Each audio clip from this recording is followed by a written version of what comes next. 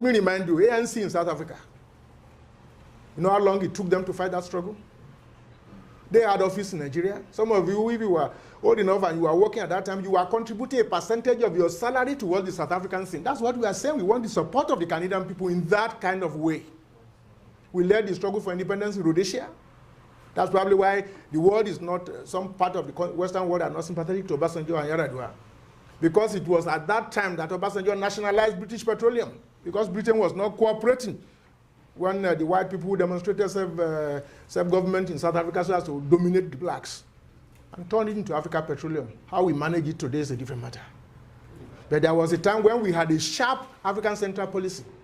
That's what turned Nigeria into a frontline state in the history of South Africa. What is the distance? Gambari still precise at the United Nations on matters that have to do with peacekeeping and decolonization. How can it be that we ourselves require rescue today? And if our own situation, if the bubble bursts in Nigeria, it's not going to be comparable with any other country because the sheer population. And I want you to know those who will suffer most are the Yorubas. Because we have more people outside than any other nation. I don't know what your population here, correct me if I'm wrong. If you take the population in Toronto of Nigerians, I would not be surprised if the Yorubas are more than half. I spent considerable time on the West African coast when I ran out of home. And I know, even as long ago as the time that I was a student in Ghana, any village in Ghana where there is no Yoruba man is unsafe. That was that. Now, I didn't mention Oshoma alone. Because Madam has been hitting me. So if I myself now.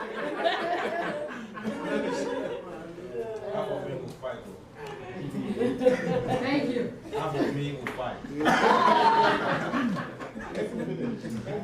And that's too formidable for me to confront.